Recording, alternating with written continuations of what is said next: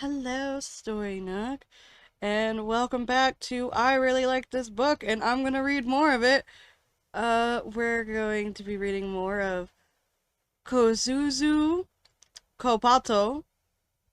Uh, I'd rather have a cat than a harem. Artist is Hinano Chano. So yeah, so we're just gonna pick up at chapter 1. But I just wanted to let y'all see the cover. Let's do if it. I like the second page more, but y'all need to see the cover so that you can recognize it. So if you ever see it, if you like the story that I'm reading out, if you ever see it in your bookstore or you want to order it, I believe there's probably a digital copy. I personally am a fan of physical books. For this series that I do online, I read the digital versions. But I am definitely a physical book girly. So I hope you all have a great day. I hope you're all super duper excited. And we're gonna continue on with chapter 1.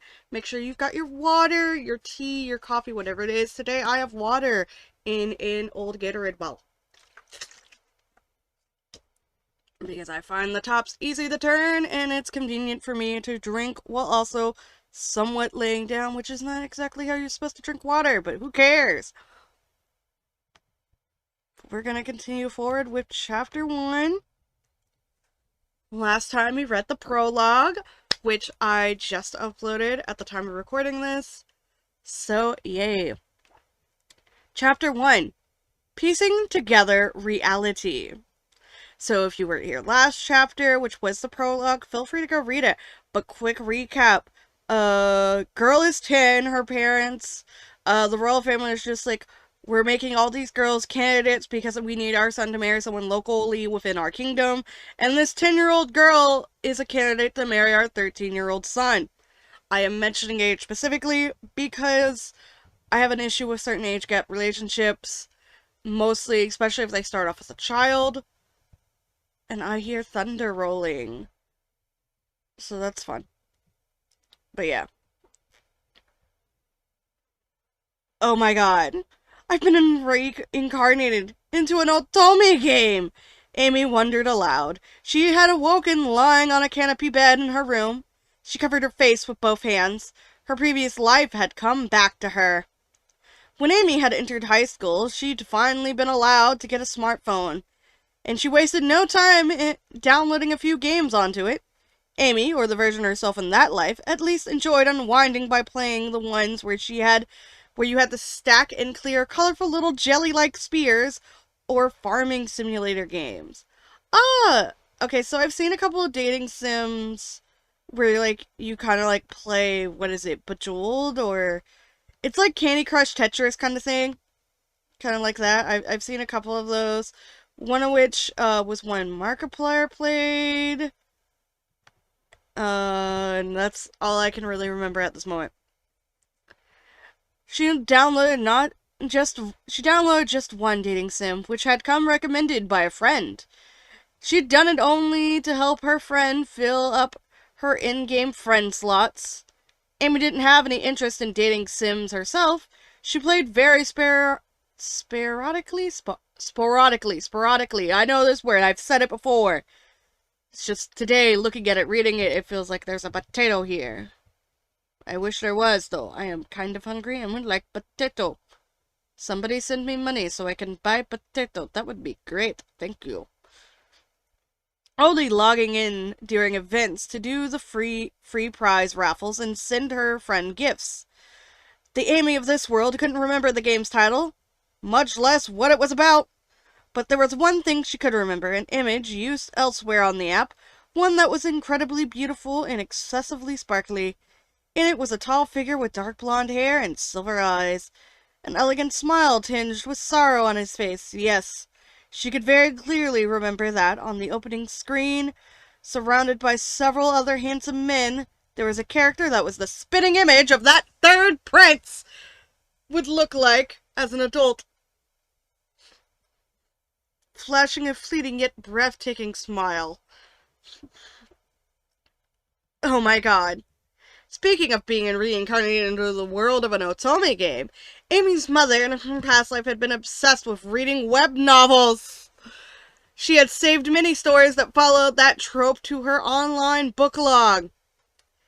They had read a few together, and there were a few standard cliches that cropped up. The main character of the story was usually reincarnated. Oh no, I pressed the wrong button. I pressed the side arrow key, which jumps the page. Was usually reincarnated as either the heroine of the game or the heroine's rival. But it had become much more popular for the main character to be reborn as the rival, also called the villainess. If the main character followed the progression of the game as the villainess, typically the bad ending awaited her. She would be convicted of harming the game's heroine in some way and would then face banishment from the kingdom, the dissolution of her family, or even, in the worst case scenario, execution. This trope had become so popular, in fact, that the villainess's journey had become established as a genre on its own, where the villainess struggles alone to avoid this fate. Not gonna lie, y'all, I am a huge fan of those books. The number of, webcomics and books that I am reading that are strictly that, right now, I can open up because I have a website that I use to read most of it. Let me pull it up. Because right now I have Derelict Favorite up, which is also great.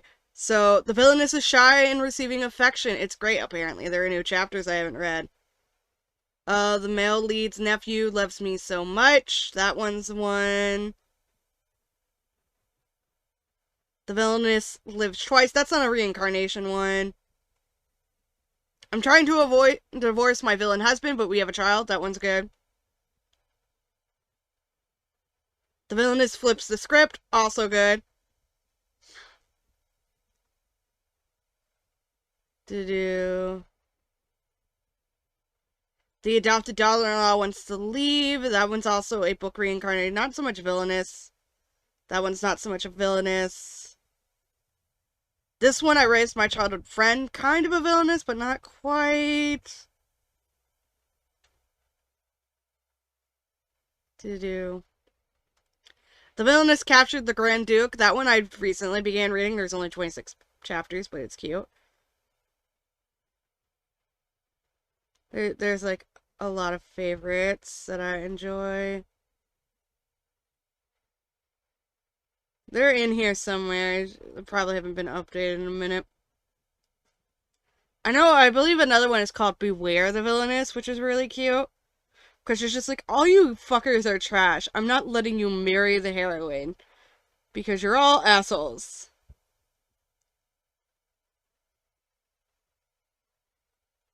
But yeah. It's adorable. I have a lot that I need to go back and read. Oh, male lead. I will respect your taste. I will respect the male lead's taste. That one's been enjoyable so far. It's just been a slow updating process. And there's a couple I picked up. I just didn't bookmark them for whatever reason. Probably because there just wasn't enough on it, or the quality of, the translation that fans did. But yeah. I guess I wouldn't mind being a background character, like the heroine's random friend A or something. Amy pondered, but I hate being a main character or having dialogue. I can't stand doing things in front of people. The thought flitted across her mind, but it sounded like something she'd think in her previous life. Although her manner of speaking was different now, it seemed her shy nature was just as strong as it had been then. She'd gotten through the game's tutorial, but hadn't played the storyline. She had been able to choose the heroine's hair color and length, so Amy didn't know how it changed the main story. But she didn't even know what the main story was in the first place. A bad feeling started to well up in her chest. Could I be? No, that's not possible. She slowly got up and took the handheld mirror from her bedside table. Her reflection stared back. She had shiny, straight black hair flowing down to the middle of her back. Her large, round eyes were bright gold, almost like a cat's. Her lips were full and pink. Her skin as white and smooth as a porcelain doll. With slightly angular facial features, she was more pretty than cute. I'm doomed with a face like this. We're gonna fit the page so we can see the pretty image. This is really nice. I really like this bordering here on the thing, and we got like these pretty sparkly effects.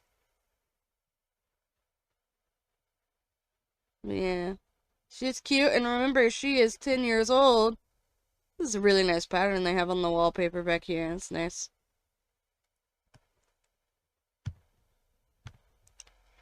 It wasn't that she didn't like her looks. The combination of her father's black hair and their mother's golden eyes really suited her. But there was just no way this face was of a background character.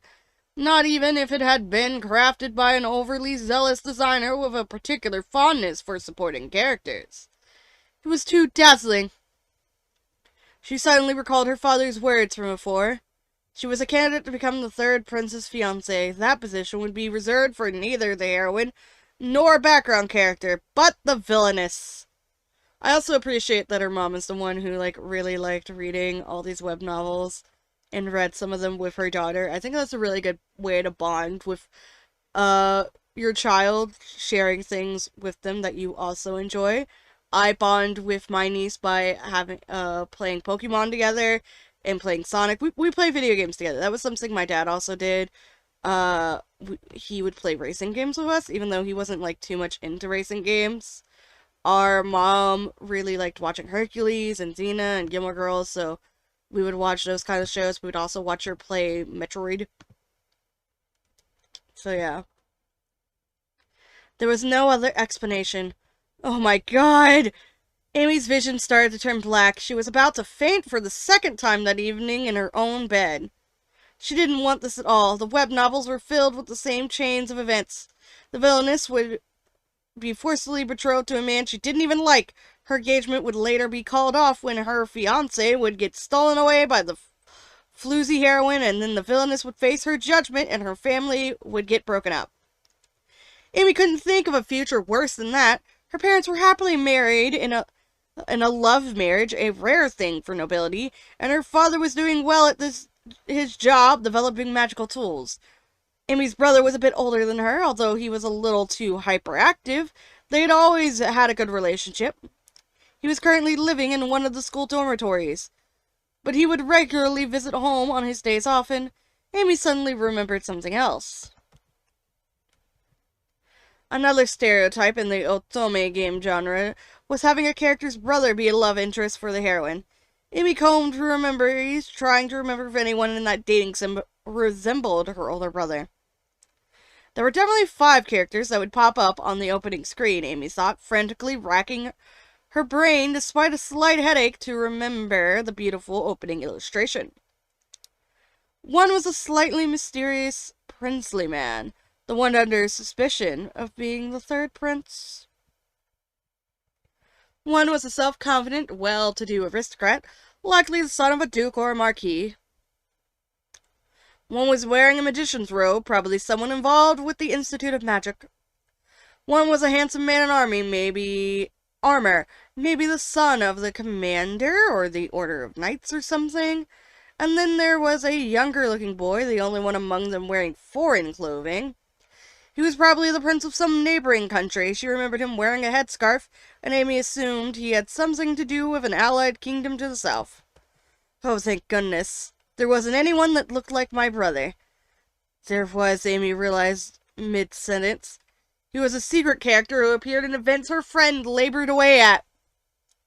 Although he wasn't featured in the main story, he always showed up during events and prize draws. And he was a dead ringer for Amy's slightly wild-looking older brother. Ooh, the thunder rolls. It cracks, y'all. I hear it. I need protection.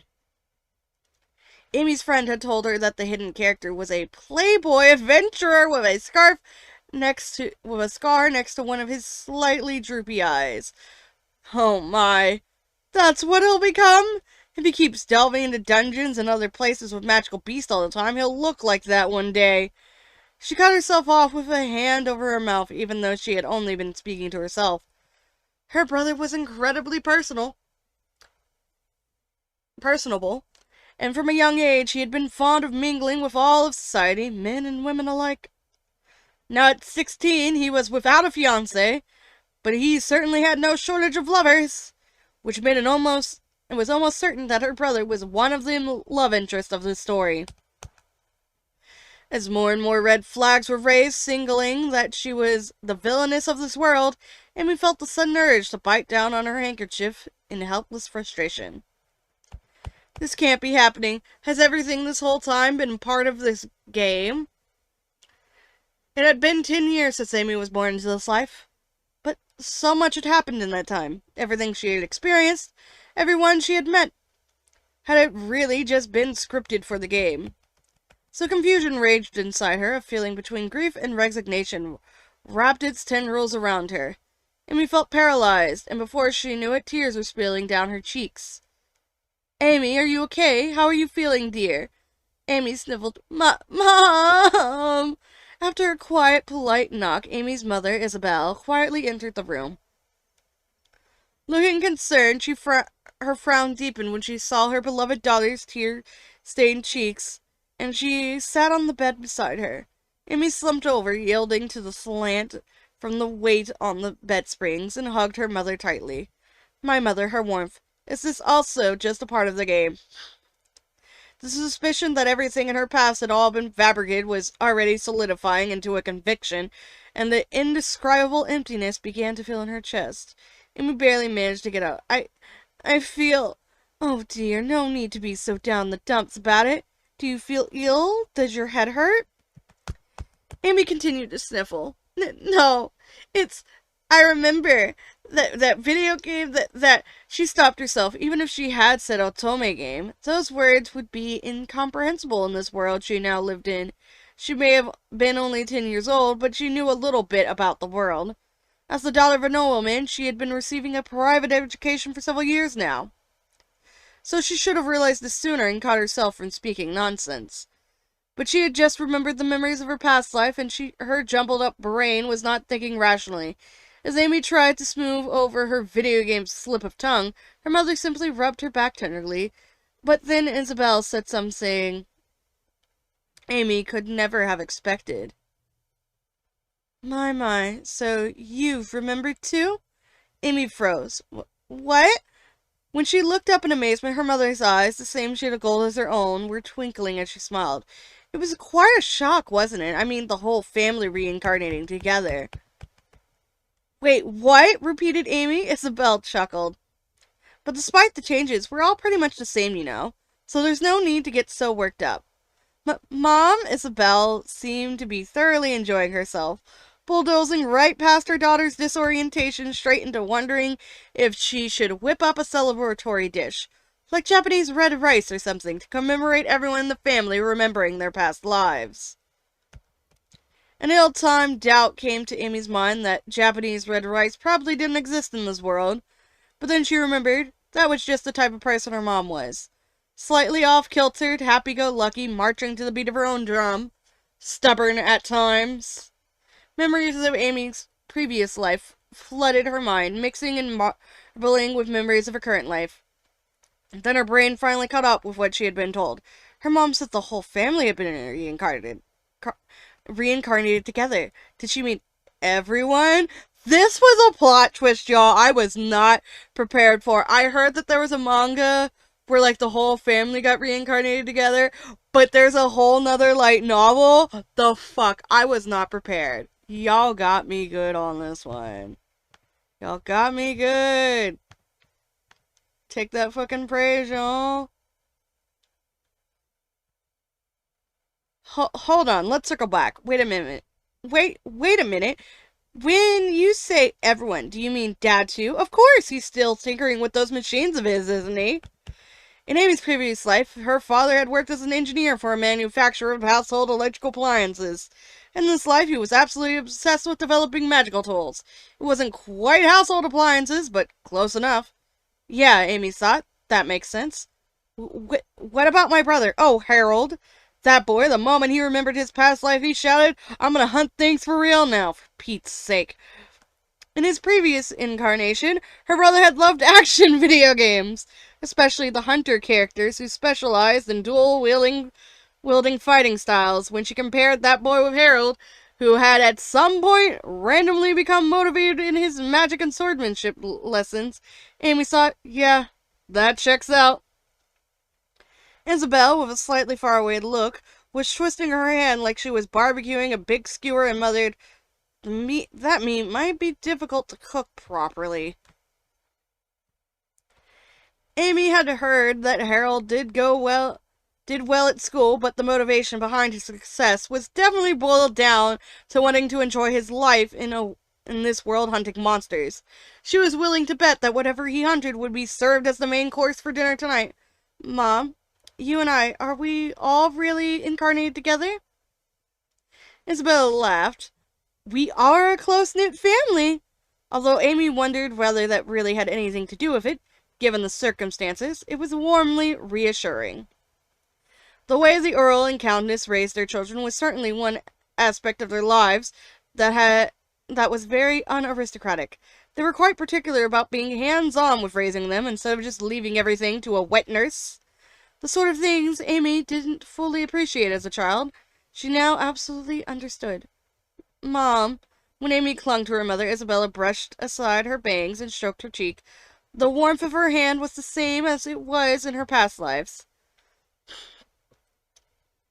The family together again. Maybe this reincarnation isn't so bad after all, Amy thought, her mind finally at ease. But wait! I think we're living in the world of an Otome game, and I'm the game's villainess! Amy communicated the suspicion she had to her mother in precisely those terms. If she was truly the same mother who would read web novels with Amy in their previous lives, she would understand exactly what that meant.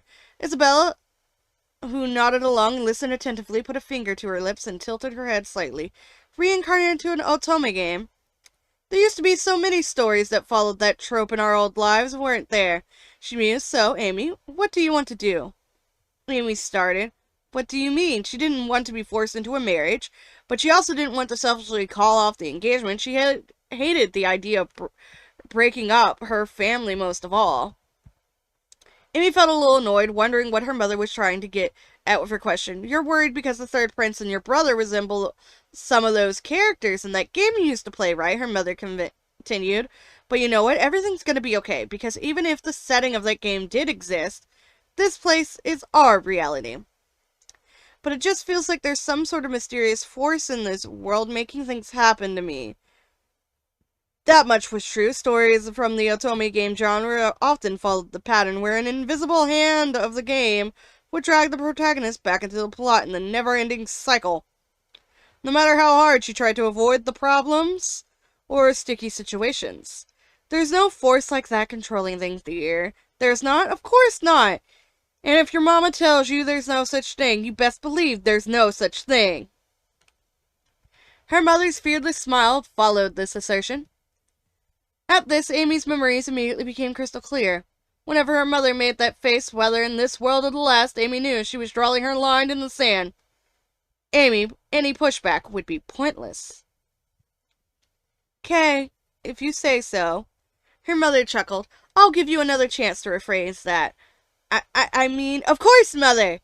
Isabella poked at Amy's cheek, slightly taut from grinning, with a finger, and they both broke out laughing. Odd as it may seem, being silly with her mother like this helped calm Amy's nerves.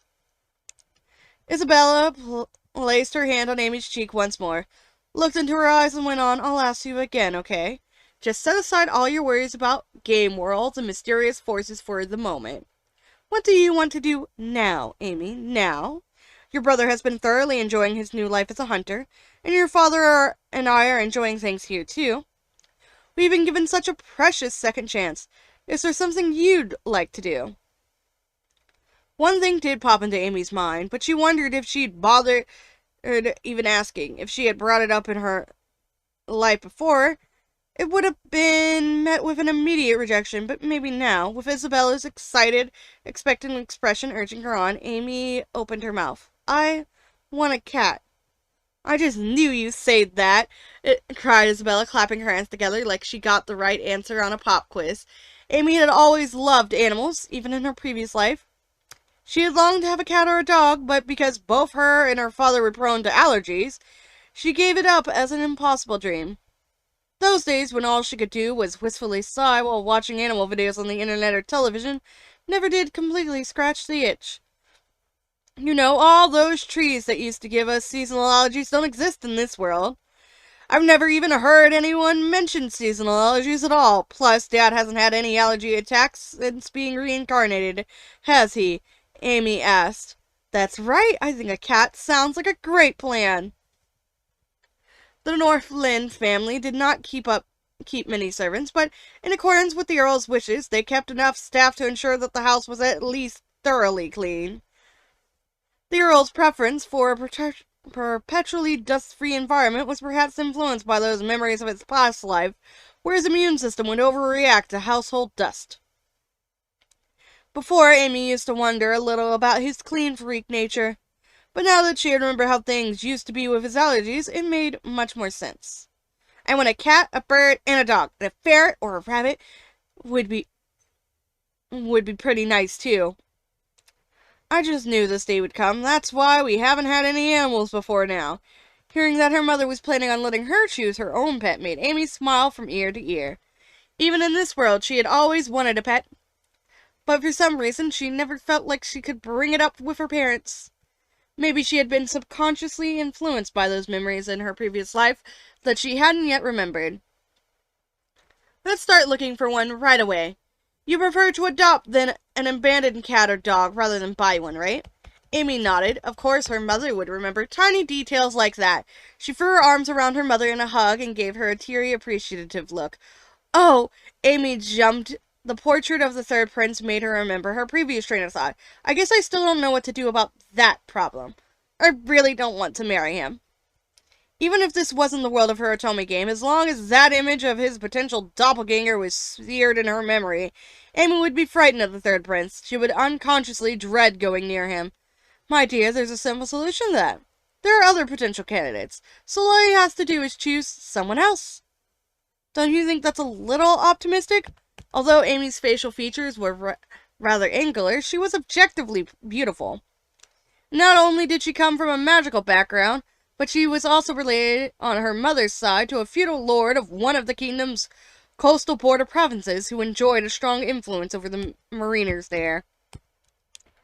The third prince's other candidates included the daughter of a certain marquise whose family members were constantly at odds with each other over family succession, and a certain 8-year-old countess who had an exceptional reputation for being a spoilt brat. With competition like that, it wouldn't take a genius to determine via a process of elimination who was likely to be the third prince's final choice. But even so, Isabella seemed so full of confidence, so she claimed there wouldn't be any problem getting Amy out of the engagement. Oh, could the third prince be good? Amy was able to stop herself from saying the last word gay, but her inappropriate thoughts must have leaked from her ears.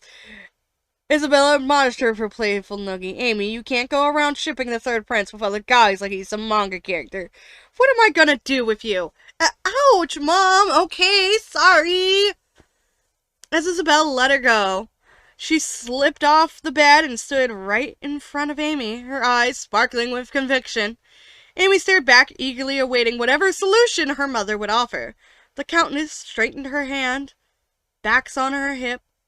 straightened her back, hands on her hips, and suddenly said, "You need to eat." There was a slight pause. What? Amy finally asked.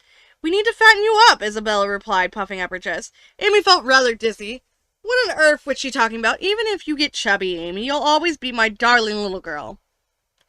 So don't you worry about a thing. Just keep on eating until you're so large that you're positively bursting out of your dresses. Wait, what? It wasn't as though beauty standards were wildly different in this world from the previous one. People did have individual taste, of course, but a slimmer figure was generally seen as more attractive than a bigger one. Amy was nearing the end of girlhood, and was at this point blossoming into a young lady of unmistakable beauty, and now that she had regained the memories of her past life, her mental age was like that of a teenager, and one who was very fashion-conscious at that. Amy puzzled slightly over why she needed to get fat on purpose, but Isabel's smile only widened. I'll let you in on a secret, Amy. According to a little birdie in my private intelligent network, every single member of the royal family prefers women with slender figures. Oh! Attractiveness, which could be surprisingly effective at influencing diplomatic matters, must have been a requirement to marry into the royal family. When Amy stopped to think about it, there wasn't one woman in the entire royal family who wasn't beautiful, slender, and tall. Maybe putting on weight wasn't such a bad idea after all. Putting on weight to avoid an engagement. Also get the cat. I'm excited for when we get the fucking cat, y'all. Amy was wavering, leaning towards agreeing to the plan, but Isabella sealed the deal with a finishing blow. Plus, you don't even like boys all that much, right? I think the best thing for you would be to find a kind husband who doesn't put much stock into outward beauty and have him fall in love with the chubby version of you.